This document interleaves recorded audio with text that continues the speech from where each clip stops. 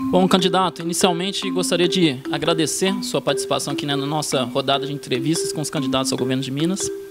Eu que agradeço o espaço aí do site para isso. Eu sou o Thiago Risse, estou na companhia da editora do portal BHZ, Cristiana Andrade, com o colunista Orion Teixeira e com o nosso repórter Rafael de Oliveira. Bom, vou abrir agora a nossa rodada de perguntas temáticas com uma questão que eu fiz para todos os candidatos, nada melhor do que fazer para o senhor, o autor dela. Desde há 2 anos começou a escalonar o salário, o governo de Minas começou a escalonar o salário, e a gente até abriu perguntas para os nossos leitores, e essa foi o questionamento mais sugerido pelos nossos leitores.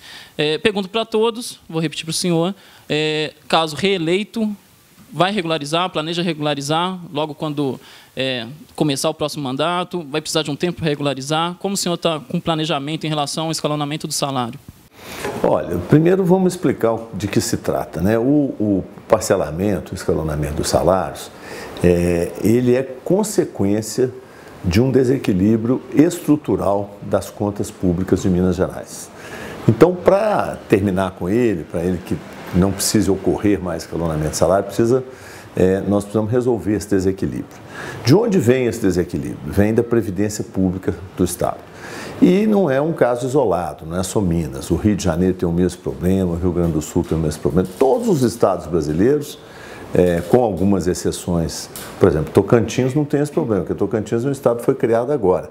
Mas os estados que são mais antigos, que têm máquinas públicas maiores, todos têm o mesmo problema, o desequilíbrio das contas públicas da Previdência. E a União, nem se fala. A Previdência Pública da União é super desequilibrada. Explico rapidamente de que se trata. Se nós tirássemos as contas da Previdência do orçamento do Estado, se fosse possível isso, não é possível, mas se fosse possível, o orçamento do Estado seria superavitário. No ano passado, mais ou menos 8 bilhões de reais, ou seja, a gente arrecadaria mais do que gasta, cerca de 8 bilhões. Então, sobraria 8 bilhões para investimento, estradas, hospitais, melhorar a segurança, melhorar a educação, o que fosse. Mas não sobra esse dinheiro e, ao contrário, falta. Por quê? Porque você vem com a Previdência Pública e o resultado da Previdência Pública, no caso de Minas Gerais, o ano passado é o seguinte: nós arrecadamos de contribuição previdenciária, mais a patronal, 6 bilhões ao longo do ano, 6 bi. E pagamos 22 bilhões de folha de aposentados. Então, 22, 6 não cobre 22, fica faltando 16. Eu pego os 8 que sobraram lá do orçamento fiscal, coloco aqui dentro, ainda fica faltando 8. Esse é o déficit de Minas Gerais. É um problema antigo, que não foi resolvido pelos governos passados, e para ser resolvido, nós vamos resolver. E no próximo mandato eu tenho certeza que a gente consegue. Nós temos que encontrar uma outra forma de financiar a Previdência Pública, que não seja a forma atual. Ou seja, nós temos que criar um fundo previdenciário, que aliás até já existiu, mas foi extinto pela Anastasia, passou a mão no saldo do fundo, gastou com despesas correntes e deixou ao desabrigo de uma solução adequada essa questão da Previdência. Então nós vamos recriar esse fundo, tem que fazer uma reforma constitucional, tem que mudar a Constituição brasileira para criar esse fundo autônomo que vai se encarregar das contas da Previdência. É uma solução de longo prazo, vai demorar alguns anos para o fundo ser capitalizado e poder sustentar as aposentadorias, mas é o único caminho possível.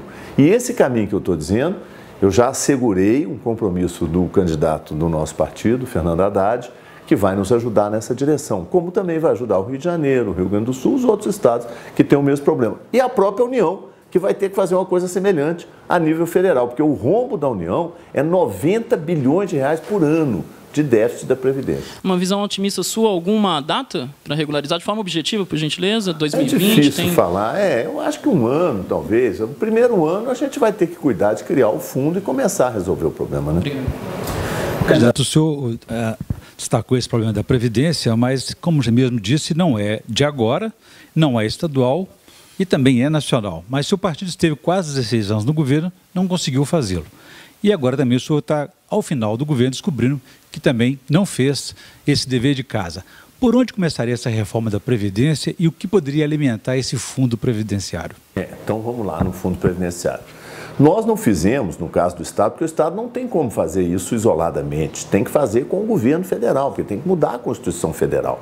Hoje, o que a Constituição prevê é que os tesouros, o Tesouro do Estado, ou da União, ou dos municípios, o Tesouro é o responsável, em última instância, pelas aposentadorias. Mas isso é inviável, não tem como. Nós vamos cada vez mais desviar impostos correntes que deviam estar financiando a melhoria das condições de vida da população, nós vamos estar desviando recursos para pagar salário de aposentados. Está errado. Então tem que mudar a Constituição brasileira. Dizer, aposentadoria é assunto de um fundo autônomo que vai ser criado, tem que ser criado, um para cada estado e um para a União. Isso aí é uma mudança da Constituição Federal, por isso é que nós não fizemos o fundo ainda. Existia um fundo mais ou menos com esse perfil, não exatamente assim, porque a Constituição não tinha mudado, que o Anastasia extinguiu. Não importa, mas nós vamos ter que criar. Você mencionou os 16 anos, nós tínhamos que recuar a 1937, quando foi criada a Previdência no Brasil, e não se cuidou de capitalizar a Previdência. Então, o fundo, qualquer fundo, terá que ser capitalizado. O que nós podemos colocar lá? Todos os imóveis do Estado que geram algum tipo de rendimento ou que podem ser objeto de empreendimentos imobiliários, enfim, que geram fundos, que geram recursos, né? Podemos colocar lá as ações das empresas estatais, as ações da CEMIG, da Copasa, da Codemig, todas as empresas do Estado, da Gasmig, com a cláusula de não vender essas ações, né? O fundo não poderia vender, mas poderia usá-las, os dividendos, os rendimentos dela, para pagar as aposentadorias. Poderíamos colocar lá todos os créditos que o Estado tem com a União. Só da Lei Candir nós temos 134 bilhões de reais para receber da União, já reconhecido pelo Supremo Tribunal Federal. Não tem muito recurso, muitos ativos que a gente pode, de cara, aportar no fundo. É claro que você tem que ter uma regra de transição. E no primeiro ano, mesmo aportando esses ativos, o fundo não terá rendimentos para pagar uma folha de 22 bilhões. Então, vamos dizer que você faça uma transição de 10 anos. No primeiro ano, o Estado ainda paga 100% da folha. No segundo ano, paga 90%. No outro ano, paga 80%, depois 70%, até em 10 anos zerar, ou 12% ou 15%. Isso é um cálculo atuarial que terá que ser feito, aliás, já está sendo feito pelo professor Raul Veloso, nós contratamos para isso. Então, nós temos uma proposta desenhada, coisa que os outros governos não fizeram. Hoje nós temos uma proposta equacionada, perfeita, para resolver o problema estrutural de Minas Gerais. Por que eu estou insistindo nisso? Porque eu estou vendo as outras campanhas, os caras falando o seguinte, eu vou cortar mordomia. Que mordomia? Não tem mordomia no Estado, não. Pelo contrário, nós já estamos no limite. Qualquer corte daqui para frente vai gerar cessação de serviços públicos, diminuição de serviços públicos, porque não tem o que cortar, né? Vai cortar o quê? Cargo de confiança. O Estado gasta com os cargos chamados de confiança 15 milhões, 14 ou 15 milhões mais ou menos por mês, numa folha de 2 bilhões e 400. E se você cortar os 15 milhões, que é nada, que é irrisório, você vai estar cortando as gratificações de diretor de escola, diretor de presídio, gerente de posto de saúde.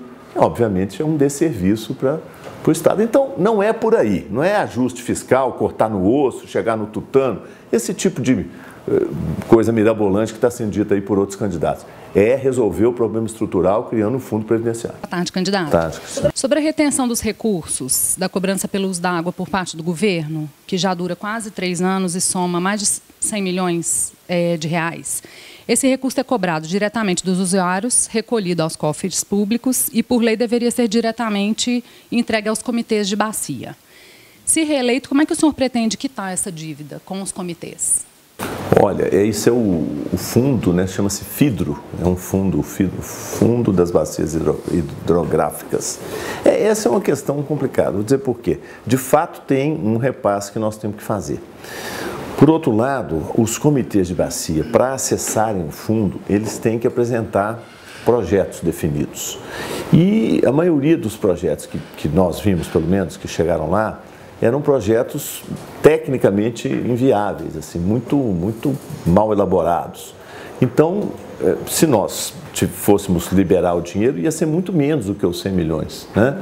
Então, uma coisa pela outra, tem um erro da nossa parte de não estar com todo o dinheiro no caixa, está sendo utilizado mesmo para cobrir despesas emergenciais do governo, saúde, etc.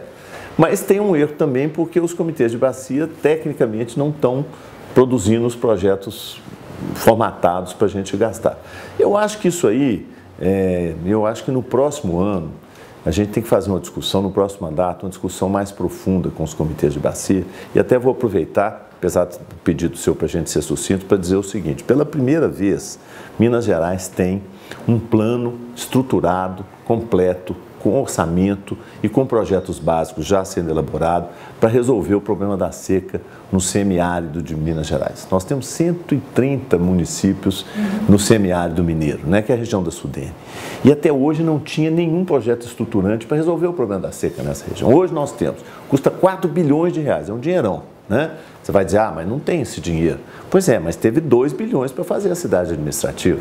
Metade do projeto já podia ter sido implementado. E ele é viável. Nós começamos a implantá-lo agora, um pedacinho dele, lá em Montes Claros, na captação de água do rio Pacuí. Fizemos uma adutora de 54 quilômetros, a estação de tratamento, e resolvemos o problema do racionamento de água de Montes Claros. Isso é um pequeno trecho desse grande projeto que envolve novos pontos de captação de água em várias bacias, interligação de bacias hidrográficas e complementação de barragens. O que eu acho que a gente devia fazer, quer dizer, o que eu quero fazer no próximo mandato, é propor para o FIDRO, né, que é o Fundo das Bacias, uma discussão em torno desse projetão. Quem sabe a gente pega o dinheiro todo e já começa a implementar um grande projeto para acabar com a seca em Minas Gerais, lá na região norte do estado e nos vales. De certo, esse projeto que o senhor está mencionando agora contempla aí essa previsão da crise hídrica, né, que a gente vivenciou. Claro, foi por causa da crise hídrica que a gente pediu para fazer. Eu fiquei muito surpreso, mudando de assunto, mas dentro do mesmo tempo, quando nós chegamos ao governo, no começo de 2015, nós não encontramos nenhum projeto estruturante para nada. Para nada. Como é que um estado que tem 100 e tantos municípios com emergência hídrica não tem um projeto para resolver o problema da seca no estado, no conjunto da região? Como é que não tem um projeto estruturante de segurança? Não tinha, agora tem. Nós fizemos e começamos a implantar. A mesma coisa na saúde, a mesma coisa na educação, em lugar nenhum. Então, assim, o que me chocou mais é que o PSDB ficou 12 anos no governo e não deixou nenhum projeto estruturante. Deixou um déficit gigantesco, um rombo gigantesco nas contas do Estado e nenhum projeto estruturante. Um monte de obras supérfluas, como essa cidade administrativa, que eu acho assim um monumento ao desperdício de dinheiro público. De gentileza, vamos passar a primeira pergunta de especialista, Osias Batista, especialista em mobilidade, trânsito. Osias, eu conheço ele. Minas Gerais tem a maior malha rodoviária federal do país e uma malha bastante significativa estadual. Parte dessa malha federal já está concessionada à iniciativa privada e apenas uma rodovia em Minas já foi objeto desse tipo de concessão. Qual a política que no seu governo vai ser adotada com relação ao gerenciamento, à gestão das rodovias, tanto as mineiras quanto as rodovias federais em Minas Gerais? Tá, bom. Eu corrigindo o Osias, 2 rodovias concessionadas. Uma concessão muito ruim, muito mal feita do tempo do Aécio, que é aquela que vai lá para Nova Serrana, aquela região, e outra nova que vai começar agora, quer dizer, a concessão já foi feita e a obra está começando agora, que é a duplicação da estrada para Montes Claros, fundamental para Minas Gerais, né? E uma terceira que está temporariamente embargada, que é aquela alternativa para Confins, ali a estrada antiga, sem ser a estrada MG, que vai para Confins, a outra, que passa por Matozinhos, Pedro Leopoldo e tal. Nós estamos com o edital para concessionar, mas tem um embargo lá do Tribunal de Contas, vamos ter que resolver esse problema. Bom, então agora respondendo globalmente. A questão das rodovias mineiras é o seguinte, eu acho, primeiro, aonde houver fluxo de tráfego suficiente para fazer uma concessão, é o melhor modelo que tem, né? É só pegar São Paulo, que é tudo concessionado, as estradas são de ótima qualidade. Mas lá tem fluxo, quase que no estado inteiro. Aqui não tem. Aqui nós fizemos um levantamento, nós temos 3 ou 4 eixos que podem ser objeto de concessão. O resto não tem viabilidade econômica e o estado é que tem que cuidar. Nós melhoramos muito o contrato de manutenção das estradas. Hoje, eu viajo o interior inteiro, não ouço queixas sobre manutenção de estradas estaduais. Agora, Tem uma coisa que eu queria fazer nesse mandato e não consegui, porque não tinha dinheiro. No próximo, com o equilíbrio das contas, nós vamos conseguir fazer, que eu chamo singelamente de asfalto estratégico. O que é o asfalto estratégico? É você identificar em cada região aqueles trechos, às vezes são rodovias municipais, que uma vez asfaltados, destravam a economia da região. Eu vou dar 1 ou 2 exemplos aqui para vocês. Nós fizemos agora Carandaí, Lagoa Dourada. Fantástico para a região. São pequenos produtores de hortifruti granjeiros. A estrada sem asfalto causava um atraso enorme para eles. 30 quilômetros de asfalto resolveu o problema da região inteira, estão felizes da vida. Carlos Chagas, 3 quilômetros só de asfalto, tá? Era uma rodovia municipal, o prefeito não tinha dinheiro para fazer, nós fomos lá e fizemos. Sabe ligando o quê? Um distritozinho, só que o distrito tem um frigorífico altamente qualificado. Como a estrada era de terra, o frigorífico não podia exportar, porque a regulação sanitária do mercado europeu não aceita o transporte por via de terra. Tinha que ser asfaltado. E até então nunca tinha sido cuidado desse assunto. 3 quilômetros de asfalto, hoje o frigorífico é exportador, aumentou a arrecadação do município. Então, estou dando 2 exemplos para dizer o seguinte: Minas Gerais está cheio de situações como essa. É você identificar, ir lá e fazer o asfalto, que eu chamo de estratégico, porque são obras pequenas, mas que mudam para melhor a vida das pessoas. O Orion vai emendar nessa. Peço mais uma vez, gentileza, para ser um pouquinho mais sucinto, passar por saúde, educação, ainda tem bastante tempo. Você faz perguntas complicadas, as respostas são mais longas. Já que você falou que em infraestrutura, talvez por fadiga de material, não vi nenhum candidato a presidente, nem a governador, fazer aquelas promessas mágicas, do tipo duplicar a rodovia da morte, 381 de BH a Valadares, duplicar, ampliar o anel rodoviário e até mesmo o metrô de Belo Horizonte. Isso é impossível de ser realizado, por isso não está sendo prometido, ou falta força política de Minas perante a União? Eu acho que possível viu, Orion? Agora, você tocou num ponto importante, esse da força política, né? Veja bem, nós avançamos um pouco, Minas, no governo Lula, que começou a obra da 381, depois a Dilma prosseguiu, colocou no PAC, né? Colocou recursos para o anel rodoviário, que o Anastasia acabou não gastando. Aliás, ela fez mais. No primeiro mandato dela, ela transferiu o anel rodoviário para o Estado e garantiu os recursos para o Estado fazer a obra. A Anastasia ficou 4 anos, não fez nada e devolveu o anel rodoviário, dizendo: não dou conta, não vou fazer. Bem, é um assunto que deve ser cobrado dele. Agora, nós temos 3 senadores em Brasília, não sei se todo mundo lembra disso, né? O Aécio Neves, o Anastasia e o Zezé Perrella. Sabe o que eles fizeram nesses últimos 4 anos, que é o mandato deles, por Minas Gerais? Eu vou responder porque a resposta é simples. Nada. Nada. Fizeram nada. Não trouxeram um tostão. Podiam ter nos ajudado na luta pelo encontro de contas com a União, esse dos 134 bilhões da Lei Candir? Nada. Podiam ter nos ajudado a garantir os recursos da 381, que o Temer cortou agora? O Temer cortou 100 milhões de reais e a obra daqui a pouco para. Porque a Dilma tinha colocado no PAC e o Temer cortou. Podiam ter lutado por isso? Nada. Podiam ter nos ajudado em coisas singelas, ajudar a aprovar a legislação do queijo artesanal de Minas Gerais, que foi uma luta lá na Câmara e no Senado para aprovar uma lei nova que permitisse o nosso queijo artesanal ser vendido fora de Minas Gerais. Nós conseguimos. Pergunta se os senadores se mobilizaram para isso. Nada. Eu fiz N reuniões com a bancada mineira de deputados federais lá em Brasília e algumas aqui para tentar apoio para essas coisas. Não posso reclamar da bancada federal. Os partidos de oposição nunca foram lá e os senadores nem mandar um cartão agradecendo o convite. Então, meu caro, com 3 senadores que não trabalham por Minas Gerais, realmente aí a questão que a força política que você mencionou ficou debilitada. Por isso que nós temos que melhorar elegendo novos e melhores representantes de Minas no Congresso. Pedir mais uma vez uma gentileza para se virar. Vamos passar agora a uma questão de segurança. É o Robson Sávio Reis. Não sei quem é. Em Minas Gerais e no Brasil, há um problema terrível, que é uma política de guerra às drogas. O que é que essa política produz? Um aumento da letalidade juvenil e inclusive policial, um aumento por demanda de armas de fogo, um superencarceramento, principalmente de jovens negros da periferia.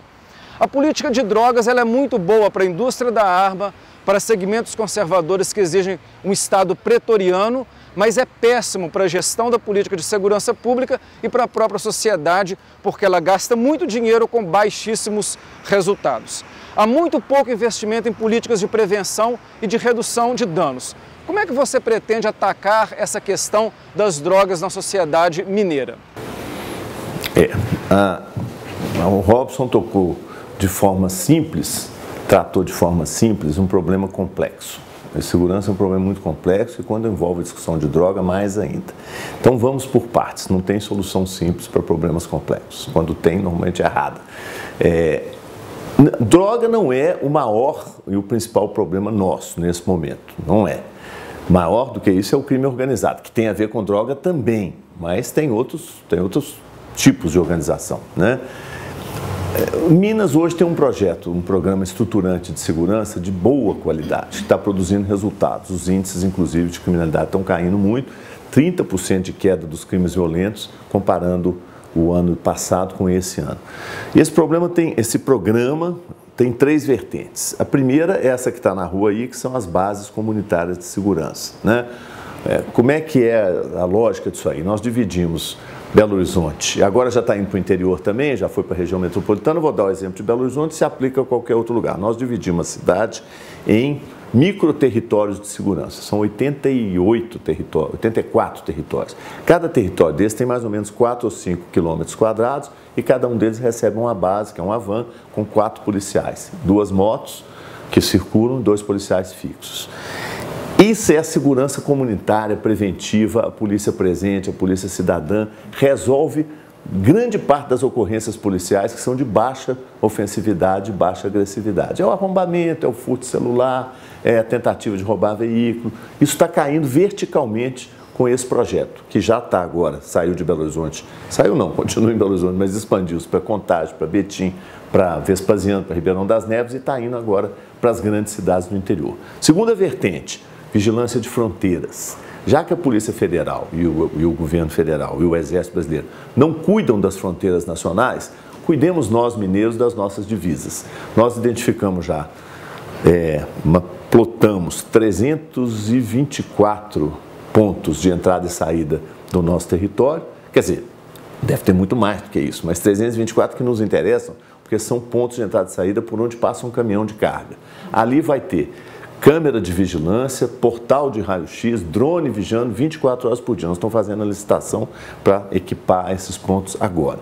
E a terceira vertente, o trabalho de integração das inteligências policiais. Não é integrar as polícias porque elas não se integram. A inteligência delas, a informação da Polícia Civil, da Polícia Militar, da Polícia Federal e do Ministério Público, no mesmo elemento, no mesmo grupamento. Isso já está sendo feito. Então, para combater o crime organizado, é essa terceira vertente. Drogas, para não falar que eu fugi da questão. Qual que é a minha opinião pessoal sobre isso? Eu acho que nós tínhamos que... Eu não sou a favor de liberar droga, maconha, o que for. Eu sou a favor de não criminalizar o usuário, que é diferente de liberar. Alguém outro dia me perguntou, mas como é que pode? O que é isso? Eu falei, é simples. Em vez de você tratar como um delito penal, você trata como uma infração. É igual multa de trânsito, entendeu?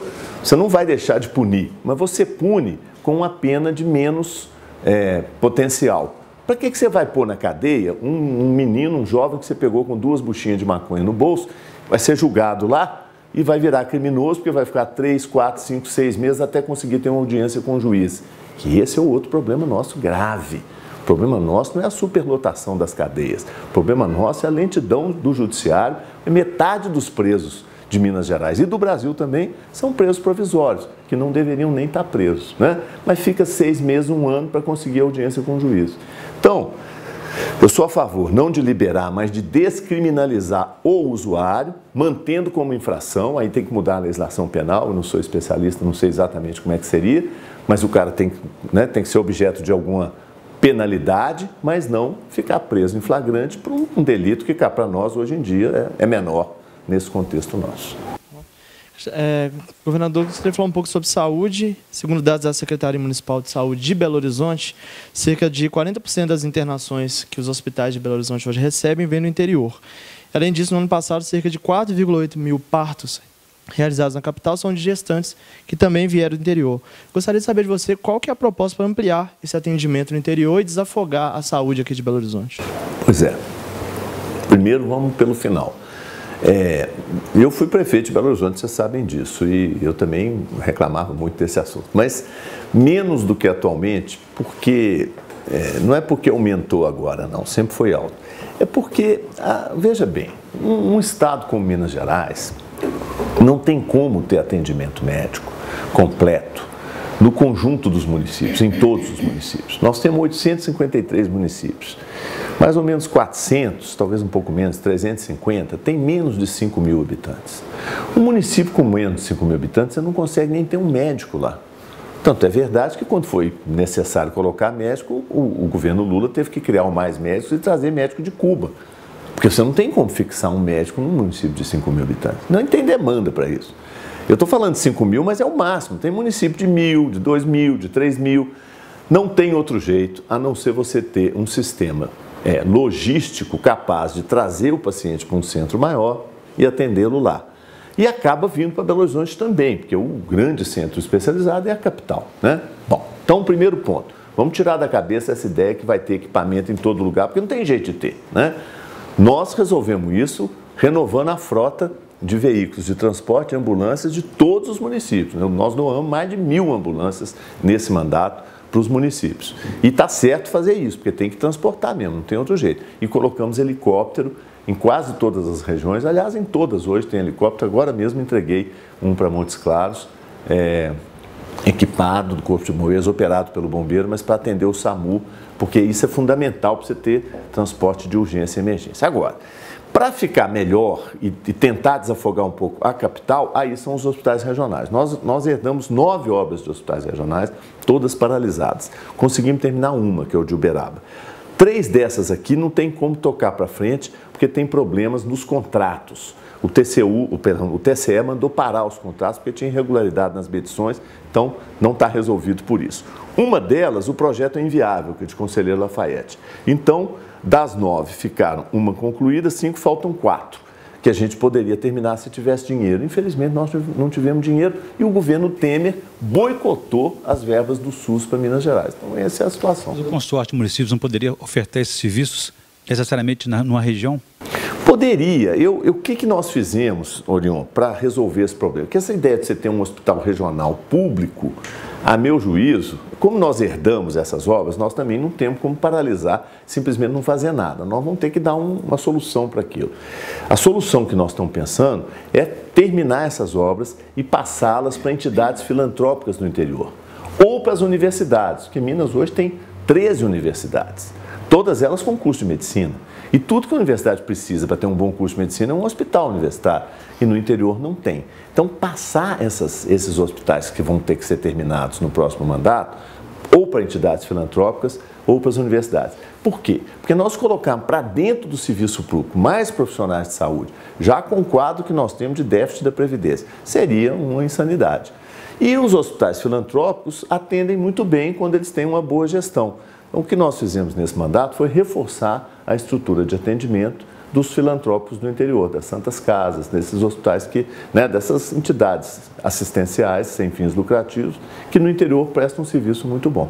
Eu acho que é o caminho para resolver regionalizar e utilizar os filantrópicos ou as universidades nesse atendimento. Candidato, na última eleição, uma das grandes promessas de campanha do senhor foi aprovar o piso salarial dos professores de Minas Gerais, o que não ocorreu na integralidade nessa gestão.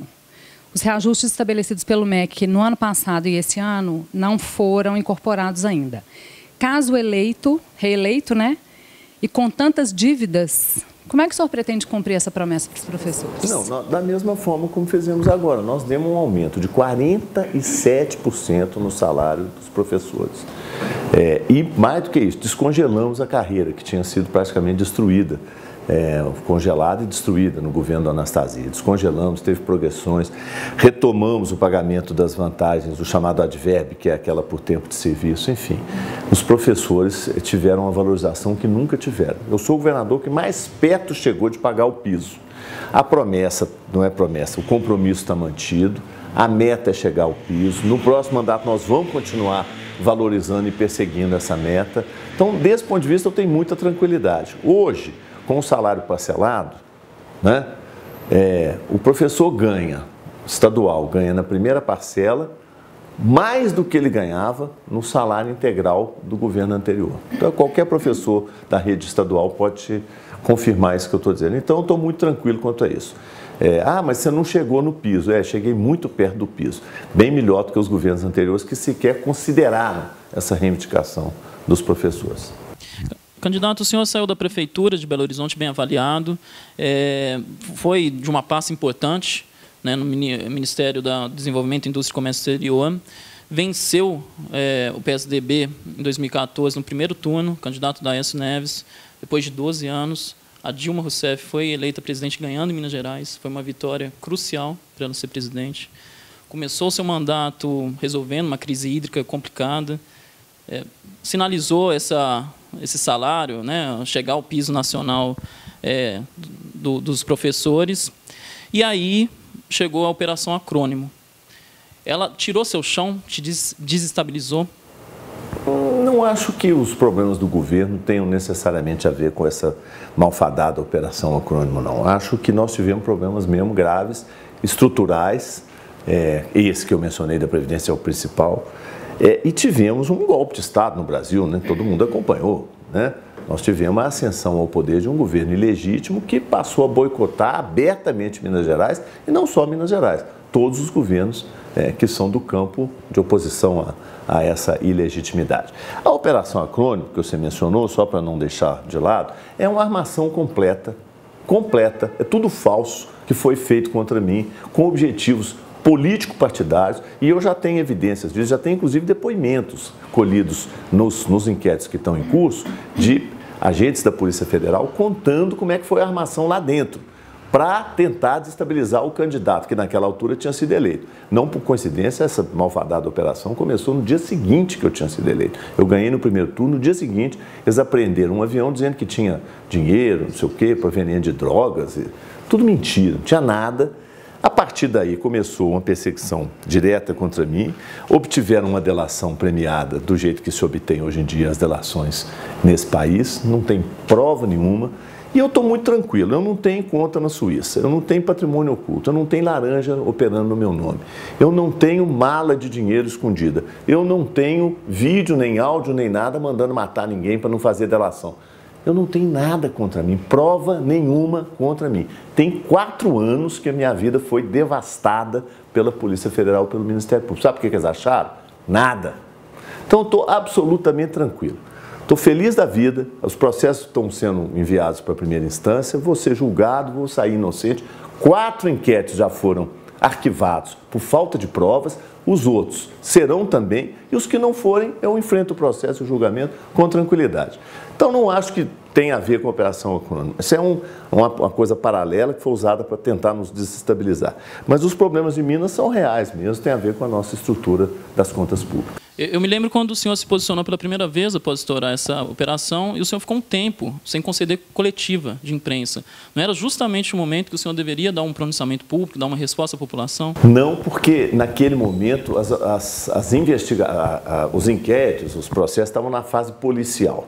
Aí não era, digamos assim, não era oportuno, não era adequado eu me manifestar. Eu deixava os advogados falarem por mim. Agora encerrou a fase policial, nós estamos na fase judicial. Agora eu tenho toda a liberdade, todos os dados para dizer a verdade. A verdade é que essa operação foi montada com objetivos político-partidários para tentar atingir o governador de Minas, que sou eu. É tudo falso e eu vou provar. Estou absolutamente tranquilo quanto a isso. Candidato, nós estamos há 34 minutos, 35 conversando aqui e até agora o senhor falou apenas uma vez a palavra mágica da oposição, PSDB. O senhor mudou de estratégia porque o senhor estava no confronto direto com o seu rival direto, Anastasia, e o senhor não citou o nome dele, também no debate da Globo, o senhor evitou um confronto direto. Qual que é essa razão? O senhor sempre culpou o PSDB pelo déficit herdado de 8 bilhões de reais, hoje falou que foi causa da Previdência. Além disso, o senhor conseguiu 4, 5 bilhões de reais de extra dos fundos de depósitos judiciais e outros 4 bilhões aí com a renegociação da dívida ativa. Nem assim esse malfadado déficit conseguiu ser controlado. Indócil. A pergunta é o que? Eu não entendi. Você mudou de estratégia em relação ao PSDB? Não, a estratégia é a mesma. A estratégia não é para o PSDB, nem contra, nem a favor do PSDB. Eu estou um pouco me lixando para o PSDB. A minha estratégia é falar a verdade para Minas Gerais. A verdade é essa. Como eu falo a verdade, eu podia falar que o rombo do Estado é todo culpa dos tucanos. Na verdade, o rombo começou lá atrás, quando a Previdência Pública não foi capitalizada, não foi criado o fundo, né? Criaram um fundo semelhante lá com o Itamar Franco, mas ele era muito acanhado, e mesmo esse foi extinto pelo Anastasia. Então, ponto. O que os tucanos fizeram, que eu deploro profundamente? Eles tiveram dinheiro e governaram na época das vacas gordas. Os 8 anos do Lula foram anos gloriosos do ponto de vista da arrecadação. Jogaram fora o dinheiro, fizeram obras luxuosas e desnecessárias, que eles devem explicar ao povo mineiro por que fizeram. Aquele monstro chamado Hidroex, Cidade das Águas, que está sendo investigado lá, porque é tudo superfaturado, essa barbaridade chamada cidade administrativa, um centro de convenções fantasma lá em São João del Rei, um aeroporto em Cláudio que não serve para nada. Podia fazer uma listagem grande de coisas inúteis que o PSDB fez. Esse dinheiro, esse sim, podia ter usado para criar o tal fundo que eu estou mencionando agora e capitalizado. Então essa é a culpa integral do governo do PSDB. E não ter deixado nenhum projeto estruturante, ter governado esse Estado de costas para a população, pouco se lixando para o povo de Minas. Pronto, então o que você queria saber sobre o PSDB é isso aí.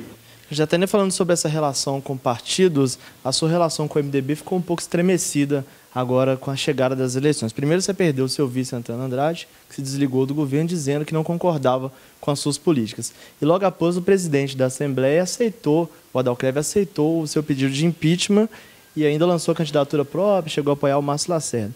Caso você seja reeleito, ainda dá para confiar no MDB para reestruturar o seu governo, retomar as alianças? Veja, na política você tem que fazer acordos, né, e cumpri-los. A nossa parte dos acordos políticos foi cumprida. Se alguém descumpriu, não fomos nós, né? Eu acho que nós temos com o MDB de Minas sempre esteve no campo democrático popular. Eu acho que não mudou de campo, né? Exceto o vice-governador que você mencionou, que hoje bandeou-se para o outro lado, o restante do MDB estadual tem tido um comportamento correto. Eu não posso me queixar disso. Eles fizeram a opção de ter uma candidatura própria. Na democracia isso é legítimo, né? Mas vai ter segundo turno, nós vamos conversar de novo. E na hipótese da gente ganhar, que eu acho que é muito provável, com certeza eles serão chamados a conversar, a integrar o bloco de apoio do governo na Assembleia Legislativa. Eu não tenho nenhum reparo, nenhuma restrição a isso, não. De 0 a 10, qual é a nota que o senhor dá aí para o seu último mandato, para o seu mandato atual?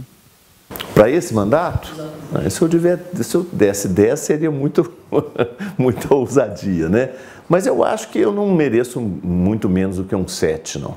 Eu fiz muita coisa com pouco recurso e tenho um mérito extraordinário, que não é meu, é da equipe e dos mineiros. O Estado está funcionando em meio à maior crise, a mais devastadora crise que a República Brasileira já viveu. Minas Gerais está funcionando.